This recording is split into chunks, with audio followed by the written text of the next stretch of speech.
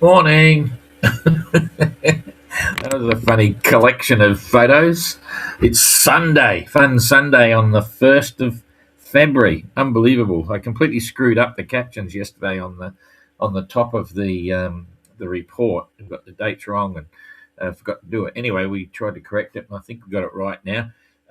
So yeah, 1st of February, pinching a punch for the first day of the month, and you come back and say pinching a kick for being so quick. That goes back to school days, so we'll see how many turn up. But I just gave you a little bit of a hint about something.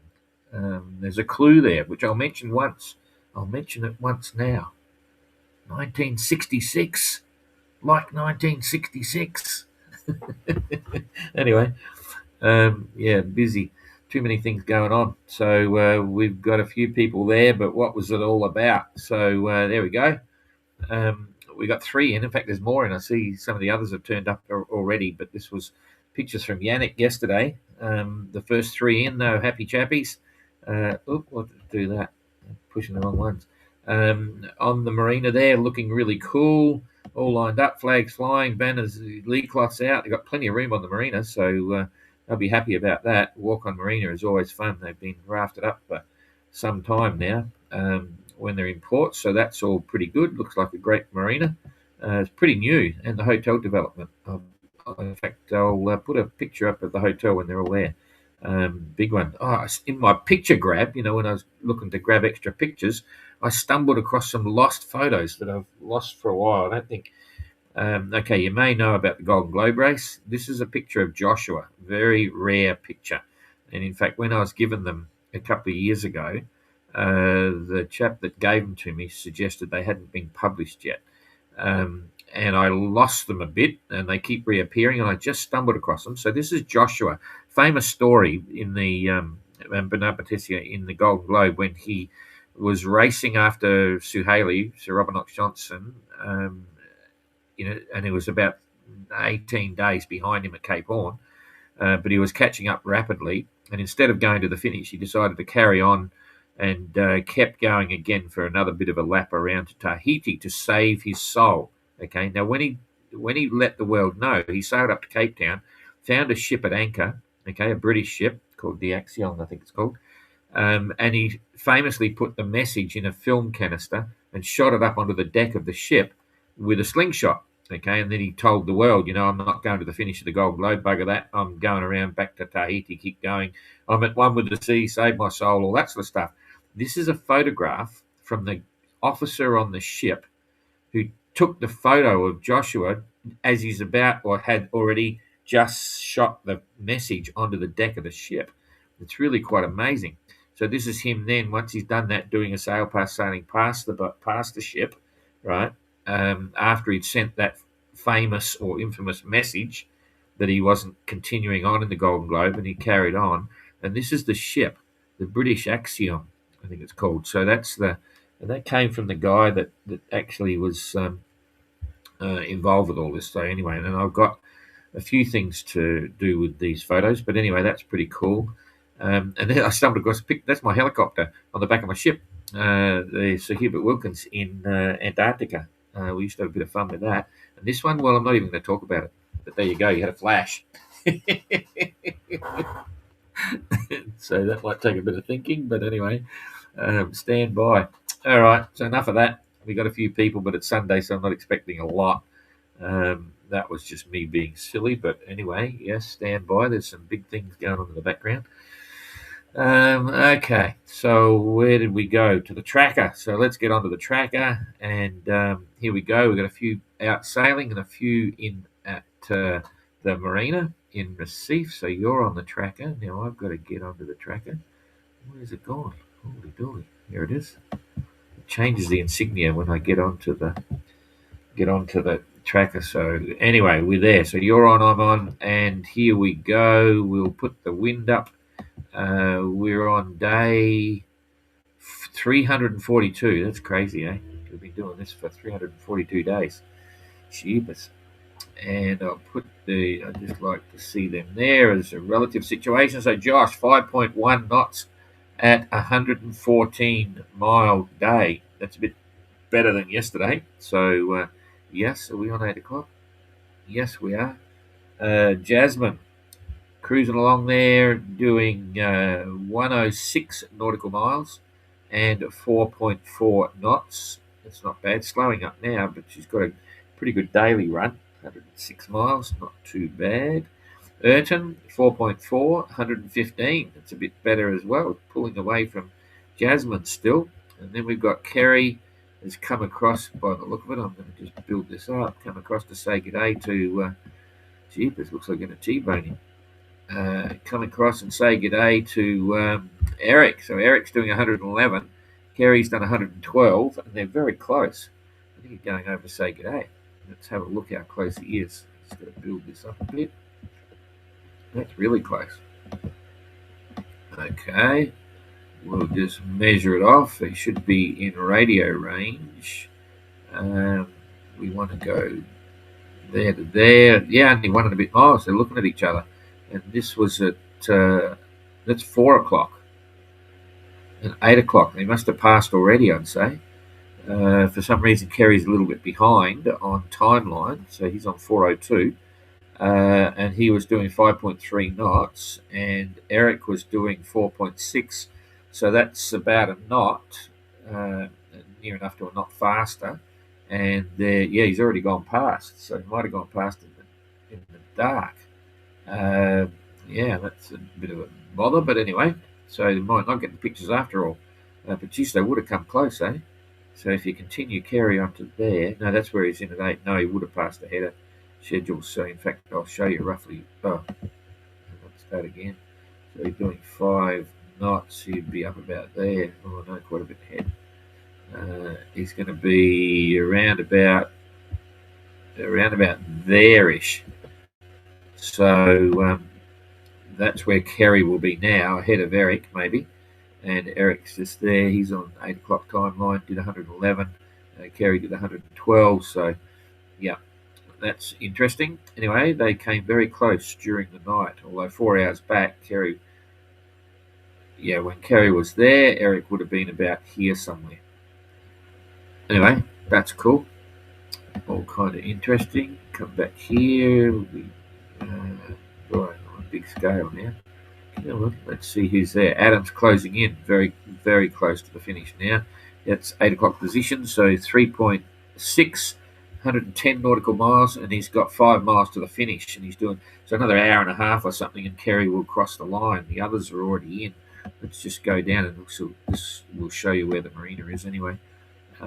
So Jacob and Christian are in.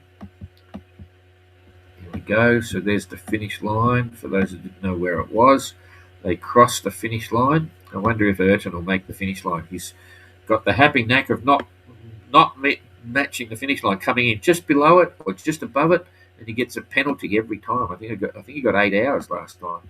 Got 4 hours the first time, and we had to do it again, give him 8 hours. So then they come around into the port and sail down here. Oh, there we go. I've been looking at the wrong spot. That's why it's not there. Okay. That's just me not knowing the terrain. I've looked at it before, but I just remembered it's an island. I hadn't looked at it from this view. It's on an island with a couple of bridges, and I thought that was the island, and it's not. So this is the actual island. It's a bigger one. Okay, so here's the big island, and they've got major bridges coming across, but when there's something going on and there's security involved, they put police on the bridges and stuff to make sure everything's cool bananas. So there we do actually have a picture of the hotel, even probably there. Yeah, that's the hotel. Okay, so there we go. That's as big as I can get. So anyway, they come right down the river, and they're all crowded up here on the marina. So it's kind of cool. This is the big new Novotel. This is the big new marina. Sort of, when I say new, I think it was finished about 2 years ago, a couple of years ago, and it's Carnivale. I have no idea where they run the Carnivale in the city, but it's going to be quite a bit of fun for them, and they're all looking forward to relaxing for a few weeks. I saw Nicky's going to go over and head up the campaign for Dan, so he doesn't have to think about logistics. He just enjoys the holidays, so he'll be happy about that. He's signing his books, so if you want a book, Nicky's taken a bunch of books over, I think, to sign them, and that's about it. So now these are short ones. There's not a lot to talk about there. You can see what's going on. ETA, distance out. Let's just go back. That'll make you seasick. Going there. Come down again. You know there's a breeze all the way through, so I'm not even going to worry about that. But, okay. Distance to finish, 350 for Jasmine. 350, 100 miles a day, 3 days. So Sunday, Monday, Tuesday, Wednesday. So sometime late Wednesday, I think we'll see Jasmine. And Sunday, Monday, Tuesday, Wednesday, possibly Thursday for Josh. So that'll be Josh's 500 miles. He'll get there on the 4th, so he's still got 2 weeks. 4th or 5th, still got 2 weeks holiday. So not too bad. Everything's looking pretty good. That's all we're going to do for the tracker. Let's see what reports we've got. Come back there. You've got me. I've got you. All looking like a sausage machine. I just brought that up here. Oh, cheapest. So much crazy stuff on Facebook. What's that? Here we go. Happy to get pictures from Yannick. Thank you, Yannick. There. And thank you, Antonio, on the Marina for looking after them all. They're all happy to be there. Here we go. Entrant reports. We've got a few by the look of it. Yesterday, 650. No, you've read that. Okay, Jasmine, number 2. Steady away still. Number 2, steady away still. Got a little more wind last night. Stunning sunsets and amazing moon at the moment. I'm looking forward to Brazil, wherever that may be. Well done to you lot already there. And Eric, how's Eric's song, eh? Cheapers. We haven't shown you the other one. Brenda, Eric sent me the 2 videos of the songs. And he says something about being bored or keeping happy or whatever. And I watched the first one and it was a bit, Bob's your uncle, and I'm thinking, oh, jeepers. But it was kind of cool because it just lets everyone know, the world know that we're all just ordinary people. When I say we're all, I'm talking about the entrants and us as well and everyone involved. We don't give a rat's, sometimes. No one's got, it's really interesting point. No one's got a heavy ego or anything like that. We're all just having fun. Anyway, so seeing him sing the first song was, look, oh, jeepers, this is going to be a bit embarrassing. But then he sent the second one, which is the one we shared, and it's really quite cool. I liked it. I was quite surprised. I thought, oh, jeepers, he knows what he's doing. He must sing a bit. Anyway, singing and dancing is really good if you're ever feeling down. There's this guy that pops up on my Facebook feed. He doesn't say much. He just does, like, statements, words over, but he just sings. He just dances, rather, and he's really quite cool. And dancing can make you happy. My eyes are going there. Anyway. Okay, so Eric, Sunbear, a little late, moving along nicely. Kerry about 15 nautical miles ahead. Oh, he must have caught up then. Still a poor sea state and very hot. All the best, Eric. So that came in yesterday at 2 o'clock in the afternoon here, local time. That was while we were out walking. The sun finally came out yesterday. Oh, it's just gone again now. We got blue sky. So we bolted and went down to the breakwater at the lighthouse. Okay, so that's Eric. Last one, Peter Punk, arriving to Recife, Brazil. Looking forward to celebrating this penultimate leg. Now to rest, eat, sleep, recover, dance, enjoy, share, give thanks, and Carnival. Boom. So she's pretty excited. Yeah, that's it for that lot. So quite happy days, and I think the reality is really they're gonna have a good time. I remember. Whenever when we went around the world in the BOC in Punta del Este in Uruguay, that's the last leg for the BOC before the solo leg back up to Newport, Rhode Island. And I mean, everyone just went nuts, because you're out of the Southern Ocean, you're in Punta, you got pretty much sort of trade winds. It's still a bit hard. And with the OGR, it's the same. When everyone got to Punta, one more leg back to the UK, and it was like, whoa, it's crazy, you know. Everyone lets their hair down. And here they're in Recife. They got Carnivale coming up, and they've got one more leg, 2,500 miles, and they've done it. And so it's going to be a really good time for them, and they all enjoy it. They all deserve it. They'll all enjoy it, and it's pretty crazy. Anyway, Traker's there. Morning, Urton. You feel free to ring. There's nothing else happening. You could always tell us how bad it is on board. You know how hard it is to sail solo around the world, like you always do. G'day, Rachel. Tracker updated. Kerry not updated. Yeah, I saw that. Thanks. Kerry has not updated. Yeah, thanks, Rachel. Also, morning, Don. What did I see from you yesterday? There's something I saw a post from you yesterday on Facebook, and I meant to mention it today. I can't remember what it was. Anyway, Don, we saw Bernard and Joshua when we were in French Polynesia. Fantastic on the island of A. That must have been in the late 80s. He was amazing. Just for people that don't know, also they sailed around the world 3 times on their boat. They're still living on their boat in Darwin. It's an amazing story. But anyway, yeah, I never met Bernard Matessi. I never even got close, but it was kind of strange to think when I started sailing, you know, in keel boats and stuff. I started building the first boat when I was 18, and I bought his books. You know, bought all the books. I was a book nut back in those days. And you read about Matessi and this, that, and the other, and then all of a sudden you realise, he's still kicking on, and he still had Joshua, and he's still in the Pacific, and all that stuff, which is pretty cool. So anyway, I met him. At Ahi, on the island of Ahi, he was amazing. He made his own fish traps.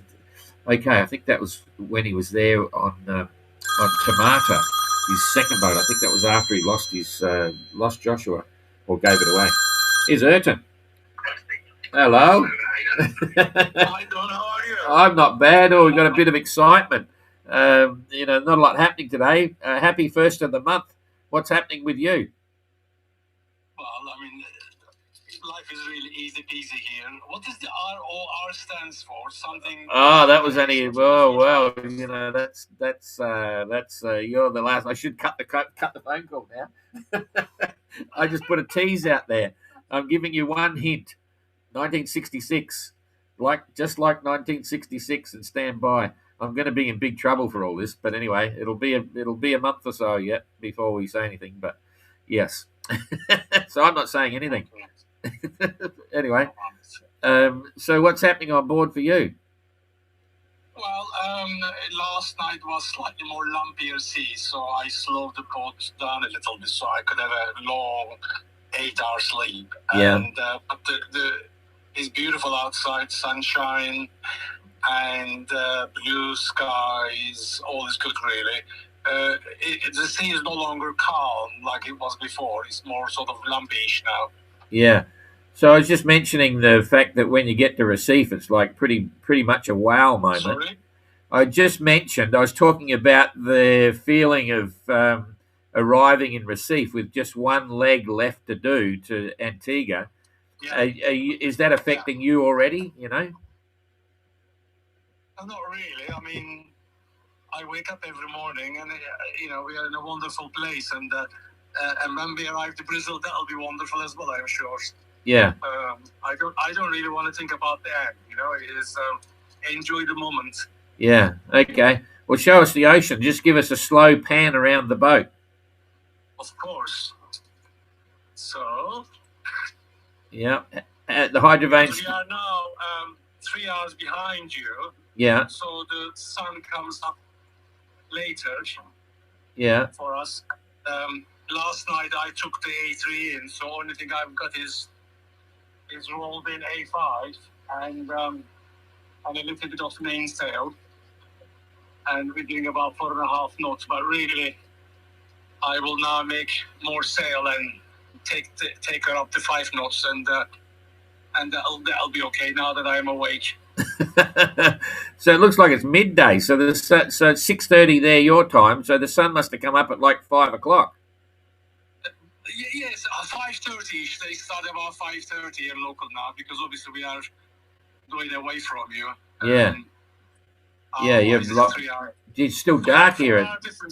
Still dark here at 7 o'clock. You know, it's crazy. Yeah. Anyway. Yeah, because with you, we now got 4 hour difference with Les Abdelon. Yeah. Well, you're looking all right. The food must still be good. Yeah, I've just run out of the last eggs yesterday. So, but I've got lots of tin stuff and there's lots of food, really. I think I've got enough food to go to all the way to Antigua. Yeah. So you're still cranking it on with the Starlink, obviously. How many phone calls a day do you make home? Lots. I think ours is really fed up with me because I call so often. And around about now, I mean, I was spoke to her this morning while she was taking the dogs out for a walk. And I don't know. I mean, most of the day Starling is on, so she calls me. If I often call her rather than she calls me because she's busy. Yeah. And obviously I talk to my mother, the children, the friends, and Yeah. So what are you missing? What are you missing on board? What do you can't wait to get, or there must be something that's a downside. Well, I think only thing I miss is ours, really. Apart from that, I don't really miss anything else. Yeah. Okay. Yep. That's cool. All right. And well, yeah, but it's all you make it look too easy. But anyway, it's supposed to be knife in your mouth and sort of No, it's not like that. It's not like that. Yeah, if it was like that, you wouldn't send us out. Yeah, no, actually, you're right, because even when you do the BOC, we talk about all the storms and this, that, and the other, but most of it's cool. You get occasional big ones and so on. But anyway, part of the fun. We were concerned about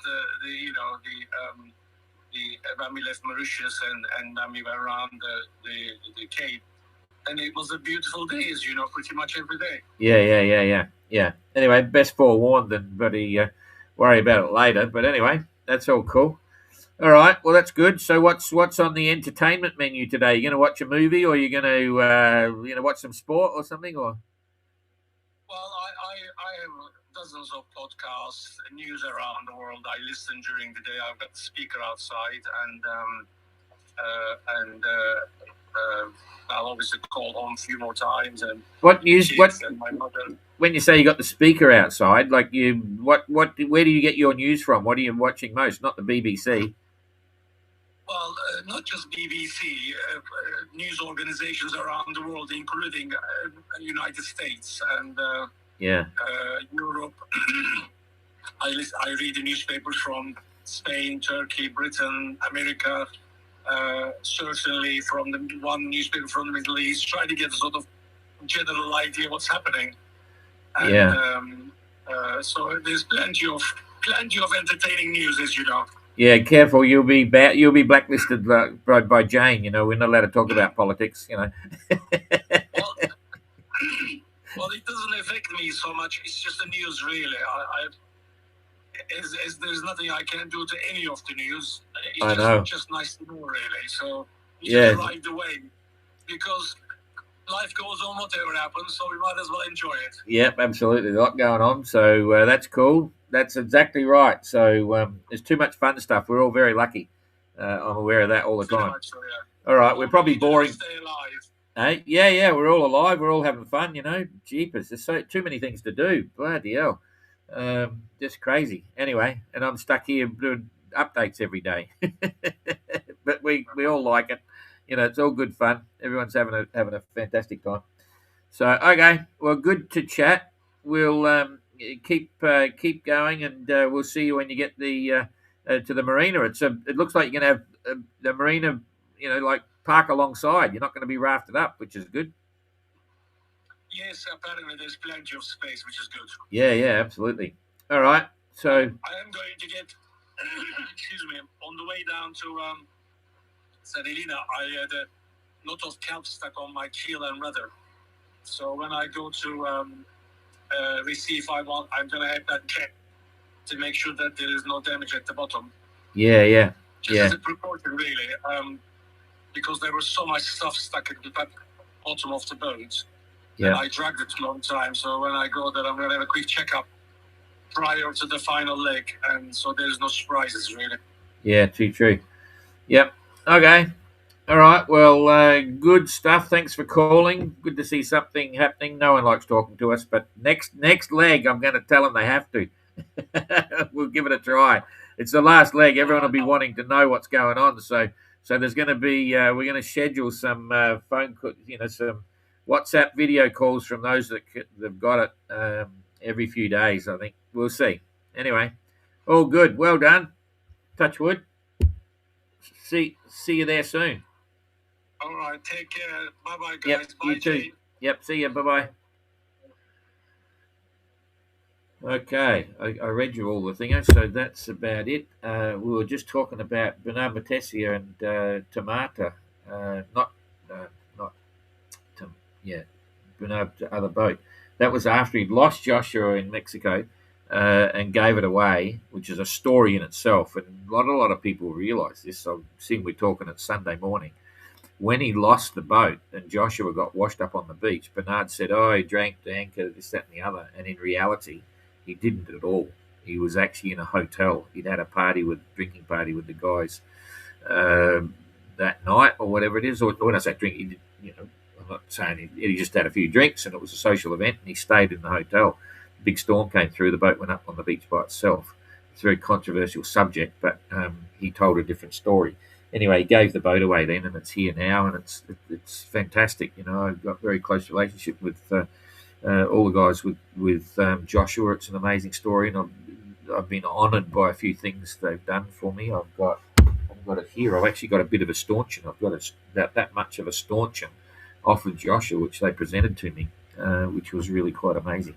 It's an incredible story, amazing guy, big inspiration to many people. But he after that people got together and he built tomato, not tomato, Tamata. I forget the name now, of another little red steel boat, and then he went back to French Polynesia with his sort of next partner, and they had a boy, and they lived on an island, and they did the whole thing, which was another inspirational story. And if you ever read about him, don't just read the one book, The Long Route. Try and get hold of the other ones. I've got them all here, and you get a completely different insight into who he was, and from when he was growing up as a kid. He wrecked a lot of boats. All the boats he built in the beginning or set up to go, they all got wrecked. And he even built a paper mache boat. It's incredible, the stories that he had, and he met up with other guys, and he met up with jeepers. Anyway, I could go on for ages, but an amazing person, incredible story, and a lot of fun. So that's quite something to have met him, Elsa. I hope I get that right. Elsa. Or anyway, I'm not sure. Rachel, g'day. Both Eric's songs were beautiful. Oh, did we put them both up?